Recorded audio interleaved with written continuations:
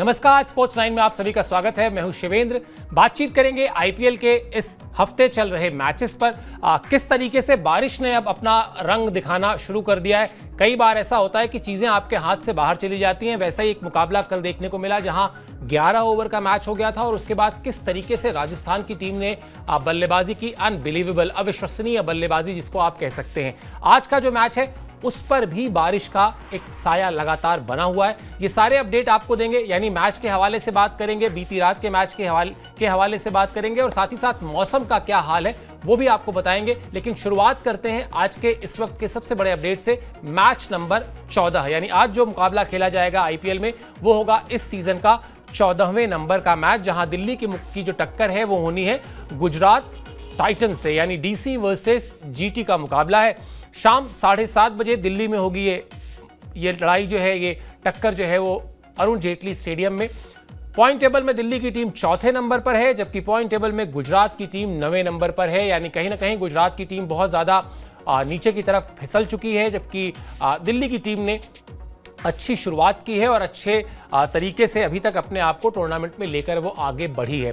देखा जाए तो कुछ टीमें ऐसी हैं आईपीएल के इतिहास में 2008 में शुरू हुआ था जो अब तक टाइटल क्यों नहीं जीत पाई। अगर आपसे कोई कहे कि इसका एक स्पष्ट जवाब दीजिए, आप जवाब नहीं दे सकते हैं, क्योंकि अगर कोई आपसे ये पूछ ले कि भाई दिल्ली की टीम अब तक क्यों नहीं जीती है, कोई जवाब है आपके पास।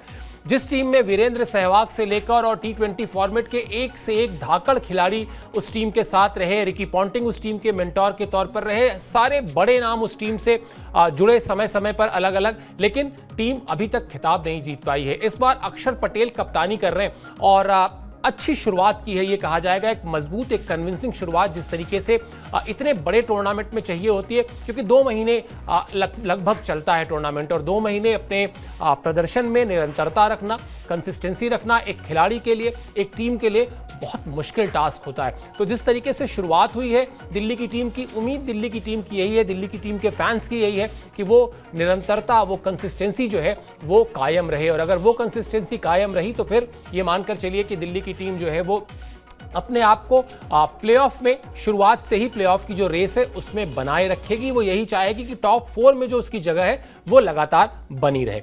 अब बताते हैं आपको कि इन दोनों टीमों के लिए क्या चीज़ है जो कॉमन है इस सीजन में, यानी साल 2026 में जीटी और डीसी के लिए जो कॉमन है आज के मैच में वो ये कि दोनों ही टीमों का तीसरा मैच है।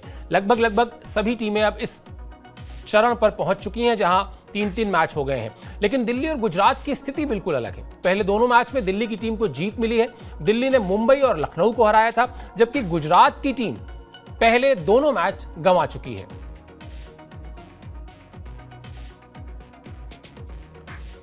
और इसीलिए मैच नंबर 3 की बात एक जैसी जरूर है, लेकिन अगर आप नतीजे की बात करेंगे तो नतीजे में बड़ा फर्क है। और वो फर्क जो है आपको अभी जब हम थोड़ी देर पहले आपसे जिक्र कर रहे थे तो वो फर्क आपको पॉइंट टेबल में दिखाई दे रहा है। एक टीम चौथे नंबर पर है और दूसरी टीम 9वें नंबर पर है। तो गुजरात की टीम निश्चित तौर पर यह प्रयास करेगी कि ये जो नीचे की टीमें जो होती है ना, मतलब 6, अगर 1 से लेकर 10 तक आप आएँ तो 1 से लेकर 6 तक पे तो फिर भी आप उम्मीद करते हैं कि चीज़ें जब थोड़ा सा उलटफेर होगा तो चीज़ें ऊपर नीचे होंगी, तो फिर वो 4 में जा सकती हैं जो 6 तक हैं।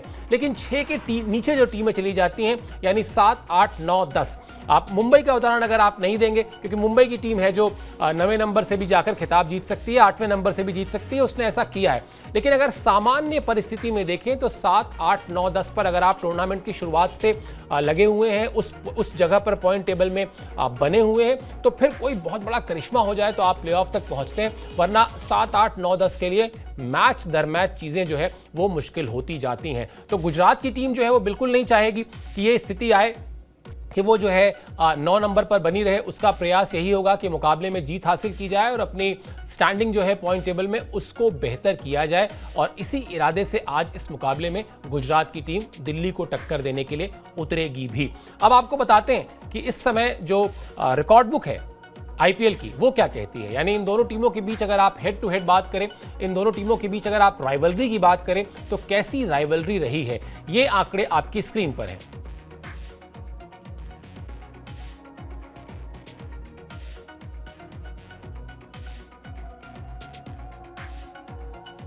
अब तक कुल 7 मैचेस खेले गए हैं जिसमें गुजरात के खाते में 4 जीत है और दिल्ली के खाते में 3 जीत है, यानी एक तरीके से देखा जाए तो कांटे की टक्कर है यहां पर भी, लेकिन गुजरात की टीम का पलड़ा बहुत मामूली सा भारी है क्योंकि वहां पर उसने एक मैच ज़्यादा जीता हुआ है।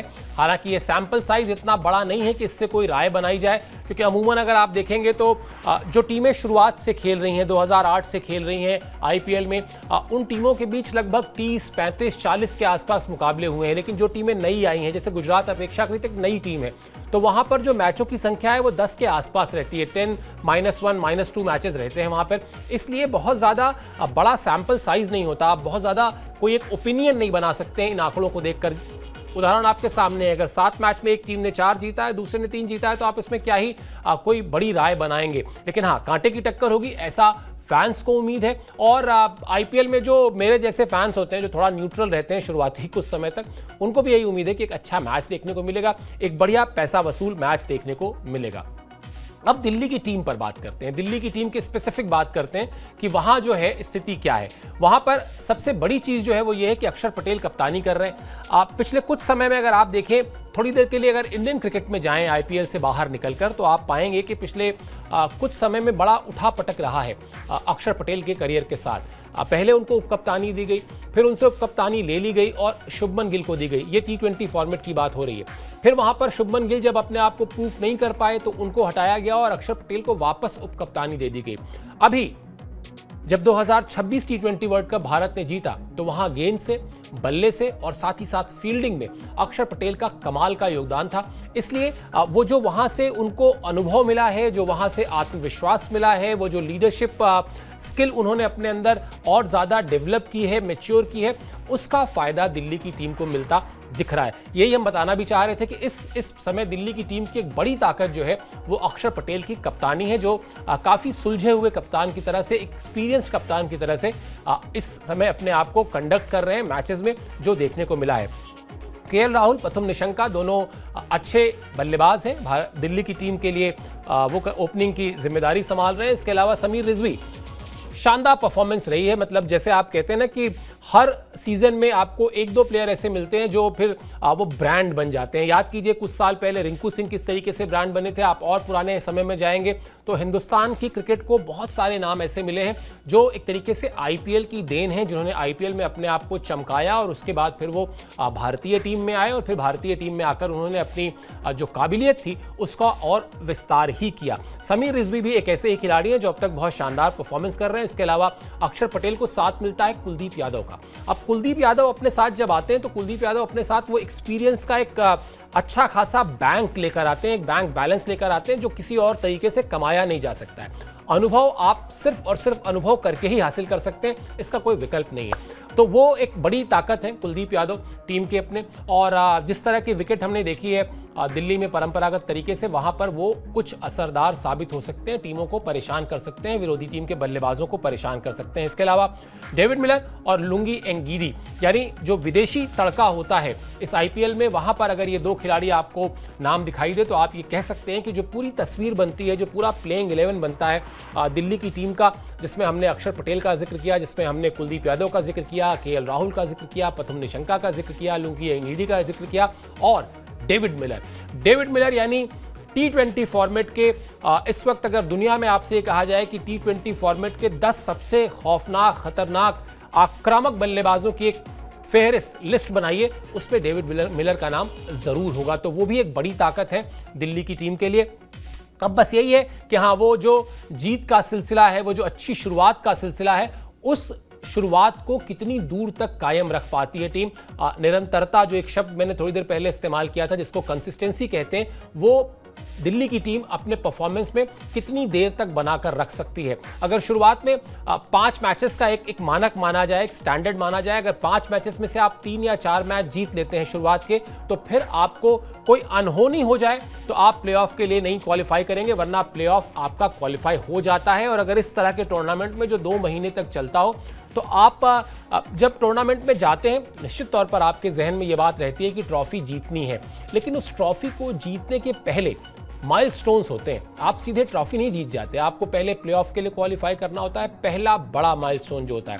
उसके बाद फिर आप चाहते हैं कि वो आप टॉप 2 में फिनिश करें प्लेऑफ में भी, ताकि आपको एक एक्स्ट्रा चांस मिले फाइनल तक जाने का। और हर इस माइलस्टोन पर आप अपने आप को एक बार फिर से जांचते हैं, परखते हैं। ये वैसे ही है जैसे आप एक बड़े लंबे हाईवे पर जा रहे हो तो आप बीच बीच में रुक कर देख लेते हैं कि हाँ सब ठीक है ना, थोड़ी थकान हो गई थी, थोड़ा रुक जाते हैं, थोड़ा फ्रेश हो जाते हैं, थोड़ा चाय वाय पी लेते हैं, उसके बाद जो है दोबारा नए सिरे से शुरुआत करेंगे ड्राइविंग की। तो ये बिल्कुल वैसा ही फॉर्मूला है जहां प्लेऑफ पहला माइलस्टोन होता है। पहले आप प्लेऑफ पे पहुंचते हैं और उसके बाद फिर से अपने आप को परख कर, जांच कर एक नए सिरे से प्लेऑफ मुकाबलों के लिए तैयार होते हैं। तो 5 में से जिस टीम ने 3 या 4 मैच शुरू में जीत लिए, उसके लिए फिर प्लेऑफ कोई बहुत मुश्किल काम नहीं रह जाता है। दिल्ली की टीम की जो निगाहें होंगी वो इसी पर होंगी।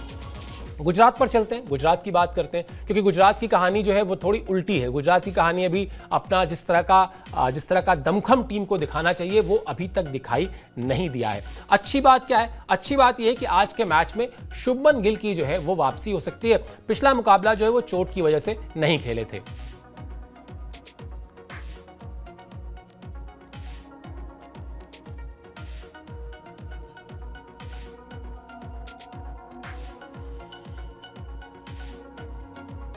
और ये जानकारी कि शुभमन गिल वापस आज के मैच में मैदान में उतरेंगे उनके पार्टनर ने दी है, यानी उनके ओपनिंग साझेदार साई सुदर्शन ने दी है। उन्होंने कहा कि बिल्कुल ही इज एब्सोल्युटली फाइन और वो आज का मैच खेलेंगे। तो गर्दन में तकलीफ की वजह से वो पिछला मैच नहीं खेले थे। ये तकलीफ एक ऐसी तकलीफ है जो शुभमन गिल के साथ चल रही है। इस पर पूरी तरीके से कंट्रोल करना होगा और जल्दबाजी नहीं दिखानी होगी। मतलब इस वक्त भारतीय क्रिकेट में ये प्रोफेशनलिज्म तो आ ही गया है कम से कम, कि कोई भी खिलाड़ी जब हल्का सा भी अगर उसको लगता है कि कुछ 19-20 हो रहा है फिटनेस को लेकर, तो वो प्रॉपर रेस्ट लेता है, प्रॉपर रिहैब करता है और उसके बाद ही मैदान में वापसी करता है। वरना एक तो पहली बात ये भी है कि आप अगर फुली फिट नहीं है तो आप टीम के लिए कुछ कंट्रीब्यूट नहीं कर पाते हैं उस तरीके से। और दूसरी चीज़ ये भी होती है कि फिर आपकी जो चोट है उसके बढ़ने का खतरा होता है, और कहीं पर अगर वो चोट आपको ज़्यादा बढ़ गई, ज़्यादा परेशान कर गई, तो फिर वो नुकसान पहुंचता है भारतीय क्रिकेट को। क्योंकि 2 महीने का आईपीएल है, लेकिन बाकी के जो 10 महीने हैं जहां भारतीय टीम को अलग अलग फॉर्मेट के बड़े टूर्नामेंट्स खेलने होते हैं, फिर चाहे वो T20 फॉर्मेट हो, वनडे फॉर्मेट हो या टेस्ट का फॉर्मेट हो, और वहां पर अगर कोई खिलाड़ी, और खासतौर पर शुभमन गिल के स्टेचर का खिलाड़ी जो भारतीय टेस्ट टीम के और वनडे टीम के कप्तान भी हैं, अगर उनको कुछ प्रॉब्लम होती है तो फिर वो समस्या जो है वो बड़ी समस्या बन जाती है भारतीय क्रिकेट के सामने। तो उससे थोड़ा सा बचना होगा, थोड़ा जल्दबाजी की बजाय धैर्य दिखाना होगा। हालांकि इतने प्रोफेशनल खिलाड़ी हैं कि फिटनेस का अपना ध्यान वो जरूर रखेंगे। चलिए अब आगे बढ़ते हैं और बताते हैं आपको किस तरीके का पिच और किस तरह का मौसम, ये 2 चीज़ें बहुत इंपॉर्टेंट हैं और इस पर आपके तमाम सवाल जो है हमारे वीडियोस में आते भी रहते हैं। तो इसलिए भी 2 चीज़ें हम आपको बता देते हैं कि पहली बात तो पिच क्या है। पिच जो है वो ऐसी है कि ऐसा कहा जा रहा है कि पिच नंबर 5 जो है उस पर आज का मुकाबला खेला जाएगा।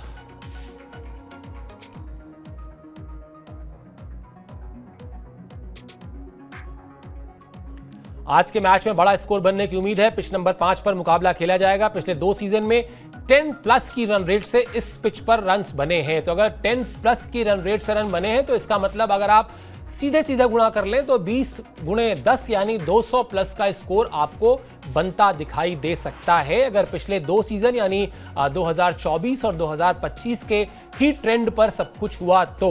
लेकिन उससे पहले जो बड़ी समस्या है वो ये समस्या है कि लगातार 2 मैचेस जो है, पिछला कल वाला मैच, कल रात का मैच तो फिर भी 11 ओवर का हो पाया, उससे पहले का मैच जो था वो रद्द करना पड़ा था 3.4 ओवर के बाद ही। और बुरी खबर आज की ये है कि दिल्ली में भी जो है मैच पर बारिश का साया है। हालांकि जो मौसम है वो ऐसा नहीं है कि वो बारिश जो है इतनी नहीं होगी कि वो मैच को धो दे पूरी तरीके से, लेकिन बारिश का साया तो बारिश का साया ही होता है। और कभी भी कोई भी टीम नहीं चाहती कि वो एक छोटा मैच खेले, क्योंकि छोटे मैच का मतलब होता है कि फिर चीज़ें, एक तो वैसे ही 20 ओवर का मुकाबला बड़ा इधर का उधर कभी भी चला जाता है, 2-3 बॉल का खेल होता है, और अगर फिर उससे भी कम ओवर हो जाते हैं तो चीज़ें और ज़्यादा फिर टाइट हो जाती हैं, चीज़ें और ज़्यादा कंट्रोल में नहीं रहती हैं। उसमें आप फिर किसी चीज़ को बहुत प्लान करके नहीं कर सकते, फिर जाकर वो बल्लेबाज को जो है ना वो एक तरीके से सिर्फ और सिर्फ मारने के बारे में सोचना होता है। तो वो नहीं चाहेंगी टीमें यही चाहेंगी, दोनों ही, गुजरात और दिल्ली की, एक प्रॉपर 20 ओवर का मैच हो और फैंस को मज़ा आए, फैंस उस मैच को एंजॉय करें।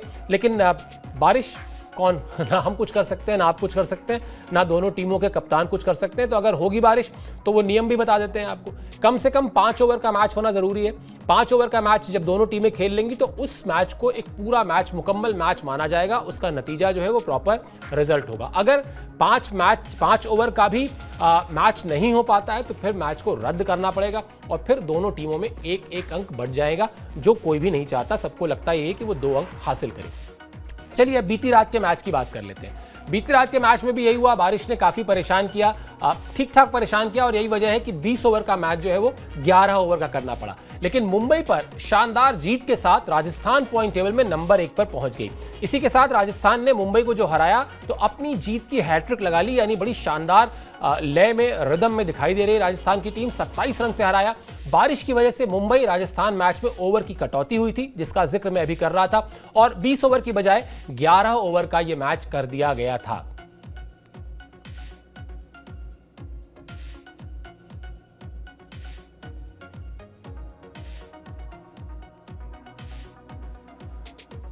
तो 11 ओवर का मैच हो गया था। मैच कैसे चला ये आपके सामने है। राजस्थान ने पहले बल्लेबाजी करते हुए 150 रन बना दिए 11 ओवर में ही, जिसमें यशस्वी जायसवाल ने सबसे ज्यादा 77 रन बनाए, 77 रन। इसके अलावा वैभव सूर्यवंशी ने 14 गेंद पर 39 रन जड़ दिए, जिसमें एक छक्का भी शामिल था जो जसप्रीत बुमराह की गेंद पर उन्होंने लगाया, और जिसकी आज हर तरफ सोशल मीडिया में जबरदस्त चर्चा हो रही है।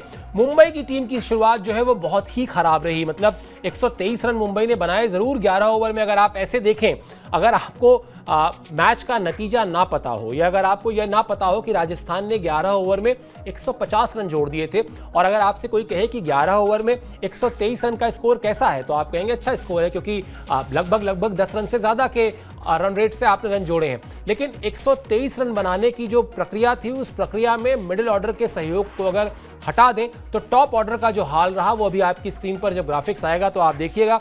Ryan Rickelton 8 run, Rohit Sharma 5 run, Surya Kumar Yadav 6 run, Tilak Varma 14 run. तो अब समस्या यही है कि जब आपको एक तो 11 ओवर का मैच, उसके बाद आपके सामने 150 के आसपास का लक्ष्य, उसके बाद अगर आपके टॉप 4 बल्लेबाज इस तरह की परफॉर्मेंस करेंगे तो फिर लक्ष्य तक पहुंचना नामुमकिन है, और वही हुआ भी। इसीलिए 27 रन से राजस्थान ने बड़ी ही आसानी से इस मुकाबले को जीत लिया। हमेशा ये बात कही जाती है कि मुकाबला चाहे 20 ओवर का हो, 11 ओवर का हो, या फिर 100 हो, जो आजकल एक नया फॉर्मेट है, अब तो खैर वो भी पुराना ही हो चुका है। बल्लेबाजों को ये तो ध्यान रखना चाहिए, ये तो गेम अवेयरनेस होनी चाहिए कि अगर लक्ष्य तक पहुंचना है तो किसी 1 या 2 बल्लेबाज को क्रीज पर रहना होगा, जो मैच को अपने इर्द गिर्द चलाएगा। और अगर आप मुंबई की टीम की बात करेंगे तो फिर ये जिम्मेदारी इन्हीं 3-4 नामों की रह जाती है। ठीक है, इसके बाद के जो खिलाड़ी हैं, चाहे वो हार्दिक पांड्या हो या फिर इसके नीचे और भी जो बल्लेबाज या जो ऑलराउंडर्स हैं वो कंट्रीब्यूट कर दे किसी एक मैच में, ठीक है। किसी एक मैच में टॉप ऑर्डर के फेलियर को वो छुपा ले, वो भी ठीक है। लेकिन आप 150 के आसपास के टारगेट को अगर चेस करने जा रहे हैं, और अगर 4 बल्लेबाज जो है इस तरीके से जल्दी आउट हो जाएंगे, तो फिर आप उन पर जिम्मेदारी नहीं डाल सकते हैं। वो जो कर दे उसको आप बोनस मानिए। तो वही हुआ, ठीक ठाक रन जोड़े मुंबई की टीम ने 11 ओवर के लिहाज से, लेकिन वो रन जो है नाकाफी थे राजस्थान के बल्लेबाजी को देखते हुए, उनके लक्ष्य को देखते हुए। तो इस तरह से राजस्थान की टीम अब पहुंच चुकी है पॉइंट टेबल में नंबर 1 पर। अब मुकाबला बड़ा दिलचस्प है। जो शो की शुरुआत में हमने कहा था कि जो टीमें टॉप 6 में हैं, वो टीमें आपस में शफल के लिए तैयार रहती हैं मेंटली, कि चलो कोई जो टीम आज 4 नंबर पर है वो 5 पर जाएगी, जो 5 नंबर पर है हो सकता है वो 3 पर चली जाए। बारिश जब अपना खेल बिगाड़ेगी तो उससे एक एक पॉइंट बटेगा, वो सारे खेल आपको पॉइंट टेबल में दिखाई देंगे। लेकिन असली मुसीबत यहाँ से शुरू हो जाती है टेबल में जब टीम नंबर 7, 8, 9, 10 इनके बीच जो शफलिंग होती है वो इन्हीं के बीच होती रहती है। उसका मैच पर कोई बड़ा फर्क नहीं पड़ता है। और कुछ टीमें, बड़ी टीमें, चेन्नई, कोलकाता, गुजरात, इस तरह की टीमें जो हैं वो उसी अवस्था में आ चुकी हैं। क्या इनकी किस्मत में यू टर्न आएगा? क्या इनकी किस्मत में वो पलटेगी, या क्या इनकी किस्मत वो उस तरह से घूमकर आएगी कि ये वापस आकर बेहतर परफॉर्म करें? इस पर नजर रहेगी हमारी। साथ ही साथ आज के मुकाबले पर, मौसम पर, प्लेइंग 11 पर, पिच को लेकर इतने सारे जो अपडेट हैं मैच के पहले जब आएंगे प्रीव्यू शो में, तो वो आपको सारे अपडेट आप तक पहुंचाएंगे। आपको सिर्फ स्पोर्ट्स 9 को सब्सक्राइब करना है, बाकी जिम्मेदारी हमारी है। अभी के लिए आपने समय निकाला, आप इस शो से जुड़े, मेरी तरफ से बहुत बहुत शुक्रिया और आभार।